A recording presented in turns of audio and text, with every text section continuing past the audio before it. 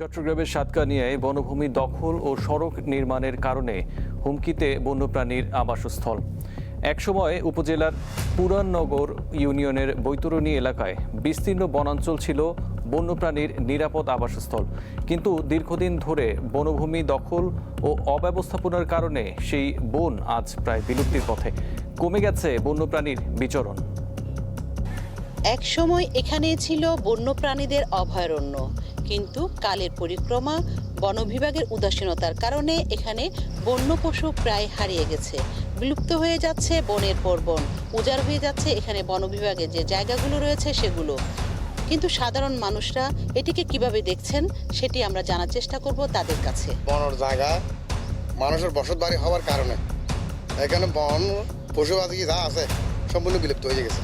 আর বনপ্রাণী নদীর হারণ যেহেতু জঙ্গল হমে গিয়ে সরকারের বিভিন্ন বাগান গিয়ে জঙ্গল হারানোর পরে এড়ে বনপ্রাণী শেষ হয়ে তো এড়ে প্রত্যেক এলাকা আর বসত বাড়ি অসহায় এড়ে বনের মধ্যে আসি বনপ্রাণীর নদীর আরা বন বিভাগ জায়গা তোলে আরও ফরেস্ট ডিপার্টমেন্টে বাগান গিয়ে শেয়ার বাগান হিসাবে দিয়েও জনগণের কথা দিবে। আমাদের দুটো রাস্তার কাজ হচ্ছে, একটা হচ্ছে সোয়ালক ব্রিজ থেকে সিদ্দিকের কামার, আরেকটা হচ্ছে বড়ুয়াপাড়া সড়ক। এখানে দুটো রাস্তায় আমাদের IRIDP 3 যে প্রজেক্ট ওখান থেকে বাস্তবায়ন হচ্ছে। তো প্রকল্প দুটাতে আমাদের প্রথমটা 600 মিটার আর পরেরটা 650 মিটার আমরা প্রাক্কলন পাঠিয়েছি। রাস্তা দুটো আসলে আমাদের আইডিভুক্ত রাস্তা। তো এখানে আমরা যখন কাজ শুরু করি তখন বন বিভাগ থেকে আমাদের একটা চিঠি দিয়ে জানানো হয়েছে এটা হচ্ছে ওনাদের প্রথম রাস্তাটার শেষ পোর্শনটা বন বিভাগের জায়গা। তো এখানে আমরা রাস্তা দুটো যখন সার্ভে করতে যাই যে দেখলাম আসলে এখানে আইডিভুক্ত রাস্তা হওয়ার কারণে আজরিং কাজ করতে গিয়েছে প্রথমত। আর দ্বিতীয় কথা হচ্ছে ওখানে কোনো গাছ আমরা কাটিনি, আর কিছু জনবসতিও আছে। আর স্থানীয় জনপ্রতিনিধি থেকে শুরু করে মেম্বার অফ পার্লামেন্ট সবার চাওয়া আছে এই দুটো রাস্তা যাতে হয় যোগাযোগের সুবিধার্থে। তো এই কারণে আমরা এই দুটো রাস্তা বাস্তবায়নে দিয়েছি। অর্জন, চাপালিশ সব বিভিন্ন প্রজাতির দেশি উদ্ভিদ এখানে রয়েছে, প্লাস ওইখানে কিন্তু বেশ কিছু বন্যপ্রাণী রয়েছে। ঠিক আছে, বিভিন্ন প্রজাতির দুর্লভ বন্যপ্রাণী সেখানে রয়েছে। সংরক্ষিত বনের মধ্যে দিয়ে রাস্তা যায়, সেক্ষেত্রে মানুষের চলাচল বৃদ্ধি পাবে এবং সেখানে জবরদখল কিংবা নতুন ঘর বাড়ি তৈরির একটা প্রবণতা লক্ষ্য করা যায়। তাহলে সেক্ষেত্রে বনের যে প্রাকৃতিক বৈশিষ্ট্য সেটা ব্যাহত হওয়ার সম্ভাবনা রয়েছে এবং শারীরিকভাবে বন এবং বন্যপ্রাণী এবং জীববৈচিত্র্যের ক্ষতি হওয়ার সম্ভাবনা রয়েছে। দেশের প্রচলিত আইন অনুযায়ী সংরক্ষিত বনাঞ্চলের ভেতরে এভাবে সড়ক করার কোনো সুযোগ নেই, কিন্তু নিয়ম নীতি তোয়াক্কা না করে এভাবে চলছে সড়কের কাজ। এতে করে বন উজাড় হয়ে যাওয়ার আশঙ্কা করছেন সংশ্লিষ্টরা। সাতকানিয়ার বৈতরণী এলাকা থেকে রুনা আনসারি, দীপ্ত সংবাদ। জন্নাত মার্ডি, সৌমিত্র হেমব্রম, প্রণয়ন হাজরা সহ অনেক আদিবাসী শিশুদেরকেই এই কোমল দাদার পাঠশালায় বিনামূল্যে পাঠদান করা হয়। গত 2023 সাল থেকে বিনামূল্যে এই পাঠদান করিয়ে এলাকায় কমল দাদা হিসাবে পরিচিত পেয়েছেন। আমি প্রতিদিন এখানে কমল দাদার এখানে পড়তে আসি, আমাকে এখানে আসতে ভালো লাগে। আমি এখানে এসে পড়তে পারি ভালো করে, একটু যেগুলো হয় না সেগুলো কমল দাদা শিখিয়ে দেয়। আমরা তো প্রাইভেট পড়তে পারি না, কমল কাকুর কাছে আমরা প্রাইভেট পড়তে আসি। আমার দাদুর কাছে আসি, জুলা পারি না, জুলা শিখে নি। শিক্ষার্থীর অভিভাবকরাও নিশ্চিন্তে এই কমল দাদার পাঠশালায় তাদের সন্তানদেরকে রাখছেন। সকালে উঠে তো আমি কাজে যাই, আমি তো পড়াইতে পাই। হ্যাঁ, আর আমার কমল দাদা আছে না পাশে আছে, তো পাশে থাকার পরে পাই দিই সকালগুলোকে যেন লেখাপড়া করতে হয়। বিনা পয়সায় যেহেতু লেখাপড়া হচ্ছে, হ্যাঁ, বা এইভাবে ছোট বড় সবাই যদি ভালোভাবে লেখাপড়া করতে পারে তো এটা তো আমাদেরই ভালো। এই পিছিয়ে পড়া ক্ষুদ্র নিগোষ্ঠী, আদিবাসী, হিন্দু সম্প্রদায়ের শিশুরা যেন সমাজের মূল স্রোতের সাথে লেখাপড়ায় গড়ে উঠতে পারে, এমনটি আসলে প্রত্যাশা হচ্ছে এই কমললতা দম্পতির মূল উদ্দেশ্য। আমার মনে চেতনা জাগলো যে আমি খুব কষ্ট করে পড়ালেখা করেছি, আমি আমার মতো যেন তারা অবহেলিত বঞ্চিত যেন না থাকে, সেই উদ্যোগে আমার ওয়াইফ সহ আমরা 2023 সাল থেকে এই কর্মসূচিটা আমরা বিনামূল্যে আমরা শুরু করি। যেহেতু আমরা একটু লেখাপড়া করেছি আর ওদের বাবা মারা একটু লেখাপড়া করেনি, নিজের নামটাও লিখতে পারে না আর টিপসই দেয়, তাই ভাবলাম যে এই যে বাচ্চাগুলো আছে ওদেরকে যেন টিপসই না দিতে হয়। এই উপজেলায় বিভিন্ন ধরনের সরকারি কর্মকর্তা, জেলা প্রশাসক থেকে শুরু করে বিভিন্ন কর্মকর্তারা এই কোমল দাদা এবং তার স্ত্রী লতা রানীকে প্রশংসায় ভাসিয়ে দিচ্ছেন। আজকের এই কোমল দাদার পাঠশালার শিক্ষার্থীরাই আগামী দিনে দেশ গড়ার কাজ করবে, এমনটাই প্রত্যাশা করছেন সংশ্লিষ্টরা। সুলতান মাহমুদ, দীপ্ত টেলিভিশন, দিনাজপুর। টানা ভারী বর্ষণে কক্সবাজারের উখিয়ায় রোহিঙ্গা আশ্রয় শিবিরে 9 জনের মৃত্যু হয়েছে। গত রাত 3:30টার দিকে পৃথক 3টি পাহাড় ধসের ঘটনা ঘটে। 15 নম্বর আশ্রয় শিবিরের জামতলী এলাকার ডি ব্লকে পাহাড় ধসে মাটি চাপা পড়ে একই পরিবারের 3 জন প্রাণ হারিয়েছে। 7 নম্বর আশ্রয় শিবিরের D7 ব্লকের পাহাড় ধসে মারা গেছে এক রোহিঙ্গা শিশু। আর 11 নম্বর আশ্রয় শিবিরের C11 ব্লকে আরেকটি পাহাড় ধসে নিহত হয়েছে একই পরিবারের 4 রোহিঙ্গা। চিকিৎসাধীন অবস্থায় মারা গেছে একজন।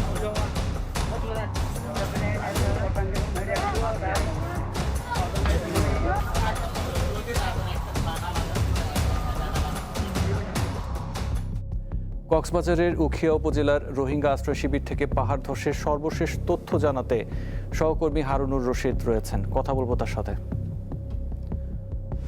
হারুন, রাতে ভয়াবহ পাহাড় ধসের পর ক্ষয়ক্ষতির কি অবস্থা দেখছেন আমাদের জানাবেন।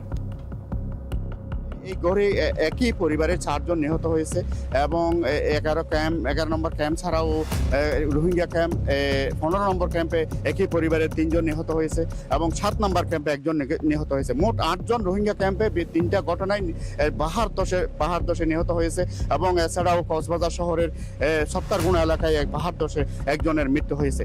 এই সহ মোট 9 জনের মৃত্যু হয়েছে। গত রাতে 3টার পর থেকে এসব ঘটনাগুলো ঘটে। এই অবস্থায় কক্সবাজারের রাত থেকে সারা রাত ভারী বর্ষণ অব্যাহত রয়েছে। পর্যন্ত ভারী বর্ষণ হচ্ছে এবং পাহাড় ধসের আশঙ্কা এখনো উড়িয়ে দেওয়া যাচ্ছে না। কক্সবাজারের শহর সহ বিভিন্ন এলাকায় পাহাড় ধসের আশঙ্কা করা হচ্ছে এবং রোহিঙ্গা ক্যাম্পগুলো তো এখনো আশঙ্কা উড়িয়ে দেওয়া যাচ্ছে না। বিভিন্ন ক্যাম্পেই এখনো পাহাড় ধসের ঘটনা ঘটতে পারে বলে আশঙ্কা করা হচ্ছে। সেই উপলক্ষে প্রশাসনের পক্ষ থেকে প্রস্তুতি নেওয়া হয়েছে বলে আমরা জানতে পেরেছি। নিম্নচাপের প্রভাবে উত্তাল বঙ্গোপসাগর, উপকূল সহ বিভিন্ন স্থানে হচ্ছে বৃষ্টিপাত।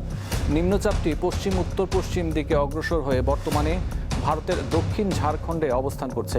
টানা বৃষ্টিতে ভোগান্তিতে পড়েছে নিম্ন আয়ের খেটে খাওয়া মানুষ। আবহাওয়া অফিস জানায়, নিম্নচাপের প্রভাবে উপকূলীয় এলাকা দিয়ে দমকা বা ঝোড়ো হাওয়া বয়ে যেতে পারে। তাই পটুয়াখালীর পায়রা, চট্টগ্রাম, কক্সবাজার ও মোংলা সমুদ্র বন্দরকে 3 নম্বর স্থানীয় সতর্ক সংকেত দেখাতে বলা হয়েছে। পরবর্তী নির্দেশ না দেওয়া পর্যন্ত মাছ ধরার নৌকা ও ট্রলারকে নিরাপদে থাকতে বলা হয়েছে। খাগড়াছড়ির রামগড়ে 2য় শ্রেণীর এক মাদ্রাসা ছাত্রীকে ধর্ষণের মামলায় 1 জনের মৃত্যুদণ্ড দিয়েছে আদালত। সোমবার শিশু সহিংসতা দমন ট্রাইব্যুনালের বিচারক শায়লা শারমিন এ রায় ঘোষণা করেন। এই ঘটনার 1 বছরের আগেই এ মামলার রায় দেওয়া হলো। ভুক্তভোগী রামগড়ের নাকাপা ইসলামিয়া দাখিল মাদ্রাসার 2য় শ্রেণীর শিক্ষার্থী ছিল। গত বছরের 25 জুলাই দুপুরে মাদ্রাসা ছুটির পর বাড়ি ফেরার পথে আসামি শাহিন শিশুটিকে ধর্ষণ করে। খাগড়াছড়ির পানছড়ি উপজেলায় ইউনাইটেড পিপলস ডেমোক্রেটিক ফ্রন্ট ও জনসংহতি সমিতির মধ্যে গোলাগুলিতে 3 জন নিহত হয়েছে। দুপুরে উপজেলার চেঙ্গি ইউনিয়নের মধুমঙ্গল পাড়ায় এই ঘটনা ঘটে। পানছড়ি থানার ভারপ্রাপ্ত কর্মকর্তা ফেরদৌস ওয়াহিদ বলেন, আধিপত্য বিস্তারকে কেন্দ্র করে 2 পক্ষের মধ্যে গোলাগুলির ঘটনা ঘটে। এতে 3 জন নিহত হয়েছে। নিহতদের পরিচয় এখনও নিশ্চিত হওয়া যায়নি। মরদেহ উদ্ধারে পুলিশের একটি দল ঘটনাস্থলে গেছে। সরকার দেশের শিল্প কারখানাগুলোতে জ্বালানি সংকট নিরসনে ক্রাশ কার্যক্রম চালু করেছে বলে জানিয়েছেন বাণিজ্য ও শিল্পমন্ত্রী খন্দকার আব্দুল মুক্তাদির। তিনি বলেন, বহুদিনের এই সংকট রাতারাতি সমাধান করা সম্ভব নয়, তবে ধাপে ধাপে পরিস্থিতি উন্নয়নে সরকার কার্যকর পদক্ষেপ নিচ্ছে। সকালে চট্টগ্রামের সীতাকুণ্ডে বিভিন্ন শিপ ব্রেকিং ইয়ার্ড পরিদর্শন শেষে এসব কথা বলেন তিনি। এ সময় মন্ত্রী আরও বলেন, শিপ ব্রেকিং ব্যবসা করতে হলে সবাইকে গ্রিন লাইসেন্স নিতে হবে। এর জন্য সরকার সব ধরনের সহযোগিতা করবে। জ্বালানির ব্যাপারটা আমরা উত্তরাধিকার সূত্রে পেয়েছি। এটা সমাধানটা এত সহজ না, কারণ আমরা যে পরিমাণ গ্যাস ব্যবহার করি এখন প্রায় 1600 MMCFD আমাদের শর্টেজ থাকে। ইচ্ছা করলেও এটা নাটকীয়ভাবে বৃদ্ধি করা যাবে না, কারণ যে 2টা FSRU আছে তার একটা নির্দিষ্ট ক্ষমতা আছে এবং আরেকটা FSRU যোগ করলে এই পাইপলাইনটাও গ্রিড লাইনটাও এক্সস্টেড হয়ে যাবে। কিন্তু তারপরেও সরকার বিভিন্ন ক্র্যাশ প্রোগ্রাম নিয়ে চিন্তা করছে, আমরা কিছু ফিজিবিলিটি স্টাডি করছি, দ্রুত কি উপায়ে অধিকতর গ্যাসের যোগান দেওয়া যায়, এগুলো নিয়ে আমরা। মেহেরপুরের গাংনী উপজেলার শহরাবাড়িয়া গ্রামে এক ধরনের বিষাক্ত ফল খেয়ে অসুস্থ হয়ে পড়েছে 14 শিশু। রোববার রাতে পেটে ব্যথা ও বমি হয়, 7 জনকে হাসপাতালে ভর্তি করা হয়, বাকিরা প্রাথমিক চিকিৎসা নিয়েছে। গতকাল বিকেলে খেলতে গিয়ে কাঠবাদাম ভেবে জিয়ালা কচা গাছের ফল খেয়ে অসুস্থ হয়ে পড়ে শিশুরা। চিকিৎসার মাধ্যমে তারা সকলেই সুস্থ হয়ে উঠছেন বলে জানিয়েছেন চিকিৎসক। সবাই আশঙ্কামুক্ত। উন্নত পল্লী সমৃদ্ধ দেশ সবার আগে বাংলাদেশ প্রতিপাদ্যে সারা দেশে প্রথমবারের মতো বর্ণাঢ্য আয়োজনের মধ্য দিয়ে জাতীয় পল্লী উন্নয়ন দিবস উদযাপন করা হয়েছে। দিবস উপলক্ষে নওগাঁয় শোভাযাত্রা, জাতীয় পতাকা উত্তোলন, বৃক্ষরোপণ, আলোচনা সভা, ঋণ প্রদান, পুরস্কার ও বিভিন্ন ফলদ গাছের চারা বিতরণ করা হয়েছে। নাটোরে বেলা 11টার দিকে জেলা প্রশাসন ও বিআরডিবি এর আয়োজনে জেলা প্রশাসকের কার্যালয়ের সামনে থেকে একটি র্যালি বের করা হয়। পরে সেখানে এক আলোচনা সভা অনুষ্ঠিত হয়। ফেনীতে জাতীয় পল্লী উন্নয়ন দিবসে র্যালি, আলোচনা সভা ও ঋণের চেক বিতরণ করা হয়েছে। বঙ্গোপসাগরে সৃষ্ট নিম্নচাপ ও বাংলাদেশের ওপরে সক্রিয় মৌসুমী বায়ুর প্রভাবে বৃষ্টি হচ্ছে উপকূলীয় জেলা সহ দেশের বেশিরভাগ অঞ্চলে। সেই বৃষ্টিতে পাহাড় ধসে এবার কক্সবাজারে প্রাণ হারালেন 9 জন। রবিবার গভীর রাত থেকে সোমবার ভোরের মধ্যে আলাদা আলাদা স্থানে এই পাহাড় ধসের ঘটনা ঘটে। এর মধ্যে উখিয়া রোহিঙ্গা ক্যাম্পে 15 নম্বর আশ্রয় শিবিরে একই পরিবারের 3 জন, 7 নম্বর আশ্রয় শিবিরের ডি ব্লকে এক রোহিঙ্গা শিশু ও 11 নম্বর আশ্রয় শিবিরের সি ব্লকে একই পরিবারের 4 জন রোহিঙ্গা নিহত হয়। পাহাড়ের মাটি পড়ে আমার পরিবারে 4 জন মারা গেছে। আমরা নতুন আসছিলাম এখানে। এখানে 4 জনই ঘরেই মারা গেছে, আর আহত 2 জনকে হাসপাতালে নেওয়া হয়েছে। রাত 1:30টার দিকে বৃষ্টির সময় শব্দে ঘুম ভেঙে যায়, কিন্তু এভাবে পাহাড় ভেঙে পড়বে বুঝতে পারিনি আমরা। এরা নতুন এসেছে, কোথাও থাকার জায়গা পায়নি, তাই পাহাড় কেটে ঘর বানিয়ে থাকতো। স্থানীয়দের সহায়তায় উদ্ধার কাজ চালায় ফায়ার সার্ভিস। ফায়ার সার্ভিস কর্তৃক আমরা 2 জনকে উদ্ধার করি, আর স্থানীয় জনতা কর্তৃক ওখানে একজন ভিকটিম মৃতদেহ উদ্ধার করা হয় এবং 2 জন আহত উদ্ধার করা হয়। তারা ওই জায়গাটা ছাড়তে চায় না, মনে করে যে ওই জায়গাটা ছেড়ে গেলে অন্য কেউ দখল করে। তবে আমাদের প্রচেষ্টা সবসময় অব্যাহত থাকে। আপনারা জানেন যে আমরা আসলে সবসময় জোর করতে পারি না। কক্সবাজারে রোববার দুপুর থেকে সোমবার সকাল 6টা পর্যন্ত অন্তত 250 মিলিমিটার বৃষ্টিপাত রেকর্ড করেছে আবহাওয়া অফিস। সাদিয়া চৌধুরী, দীপ্ত, বার্তাকক্ষ। পিঠে হাতুড় দিয়ে বাড়ি মারে, তখন আমি ভয়ে গেছি, অনেক গিয়েছি। করোনা মহামারীর সময় নাইম হাসান নাহিদকে তার বাবা ভৈরবের নূর ইঞ্জিনিয়ারিং ওয়ার্কশপে কাজে দেন। কথা ছিল 14 বছরের এই শিশু চা বানাবে আর ছোটখাটো কাজ করবে, কিন্তু তাকে মেশিনে কাজ করতে বাধ্য করে প্রতিষ্ঠানটির মালিক। অল্প কয়েকদিনের মধ্যেই ঘটে দুর্ঘটনা, হারাতে হয় একটি হাত। 2020 সালে নাইমের বাবা রিট করলে হাইকোর্ট নাইমের নামে 30 লাখ টাকার ফিক্সড ডিপোজিট এবং পড়াশোনার জন্য মাসে 7,000 টাকা দেওয়ার নির্দেশ দেয়। ওয়ার্কশপ মালিক আপিলের আবেদন করলে প্রধান বিচারপতি জুবাইর রহমান চৌধুরীর নেতৃত্বাধীন আপিল বিভাগ হাইকোর্টের রায় বহাল রাখে।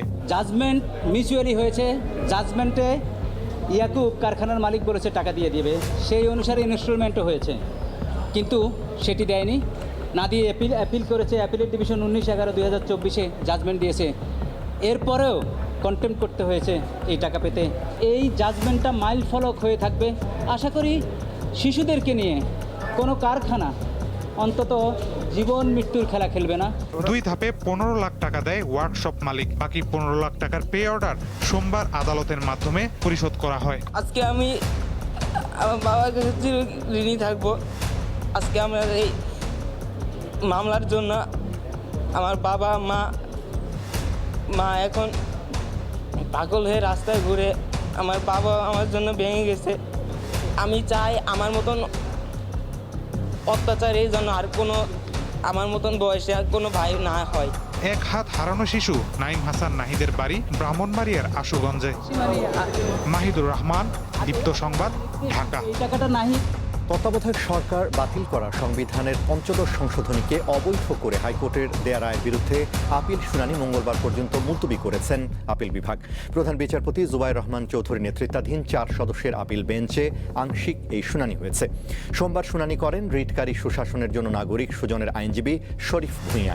এর আগে পৃথক দুটি রিট আবেদনের চূড়ান্ত শুনানি শেষে ২০২৪ সালের ১৭ ডিসেম্বর পঞ্চম সংশোধনীর কিছু অংশ অসাংবিধানিক ও বাতিল করে রায় দেয় হাইকোর্ট। রায়ের পর তত্ত্বাবধায়ক সরকার ফেরার পথ খুললেও কিছু জটিলতা থেকে যাওয়ায় হাইকোর্টের রায়ের বিরুদ্ধে পৃথক ৩টি আপিল করা হয়।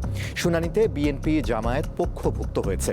গত বছরের ১৩ নভেম্বর পঞ্চদশ সংশোধনীতে আনা কয়েকটি বিষয় অবৈধ ঘোষণা করে হাইকোর্টের রায়ের বিরুদ্ধে আপিলের অনুমতি দেয় সর্বোচ্চ আদালত। সেই আপিল ৩টি শুনানির জন্য আজ আদালতে ওঠে। এর আগে আওয়ামী লীগ সরকারের আমলে ২০১১ সালের ৩০ জুন জাতীয় সংসদে পঞ্চদশ সংশোধনী পাস হয়।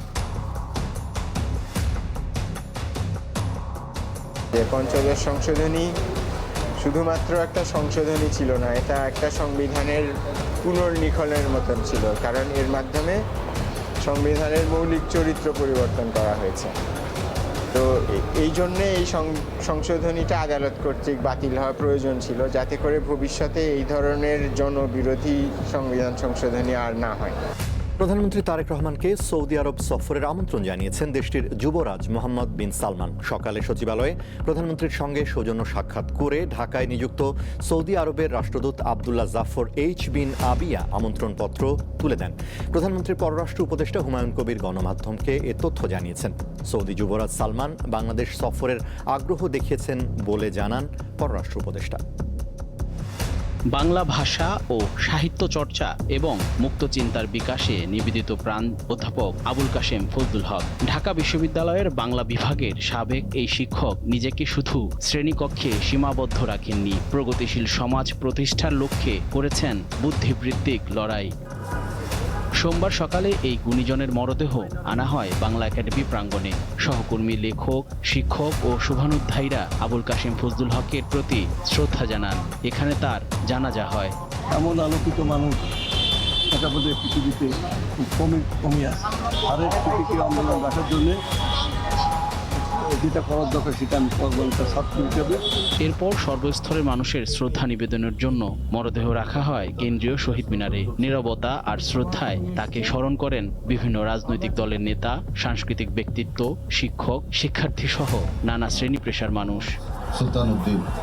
তারা বলেন, সমাজকে আলোকিত করার ক্ষেত্রে আবুল কাশেম ফজলুল হকের অবদান দীর্ঘদিন অনুপ্রেরণা হয়ে থাকবে। অধ্যাপক আবুল কাশেম ফজলুল হক বিশেষ করে তিনি ৬০ দশক থেকে বাস্তবে তিনি একটা সমাজের আমূল পরিবর্তন প্রয়াসে যে বিপ্লবী আন্দোলন, বিপ্লবী চিন্তা, তার সাথে তিনি সরাসরি যুক্ত ছিলেন।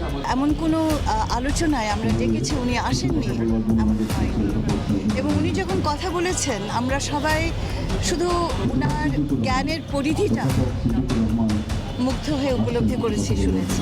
শহীদ মিনার থেকে মরদেহ নেওয়া হয় ঢাকা বিশ্ববিদ্যালয়ের অপরাজয় বাংলায়। শিক্ষক শিক্ষার্থীদের ভালোবাসায় শেষবারের মতো সিক্ত হন এই বরেণ্য শিক্ষাবিদ। তার জীবন, তার চিন্তা, তার কর্ম, তার আদর্শ আমাদের মাঝে বেঁচে থাকুক, সেই চর্চা আমরা করব, যাতে করে আমাদের আবুল কাশেম ফজলুল হক স্যার আমাদের মাঝে চিরদিন বেঁচে থাকবেন, তার কর্মকে আমরা বাঁচিয়ে রাখবো। অধ্যাপক আবুল কাশেম ফজলুল হকের শেষ জানাজা হয় ঢাকা বিশ্ববিদ্যালয়ের কেন্দ্রীয় জামে মসজিদে। বিকেলে মিরপুর শহীদ বুদ্ধিজীবী কবরস্থানে তাকে দাফন করা হয়। রবিবার ৮৬ বছর বয়সে এই শিক্ষাবিদের জীবনাবসান ঘটে। জহিরুল মোহসান, দীপ্ত সংবাদ, ঢাকা।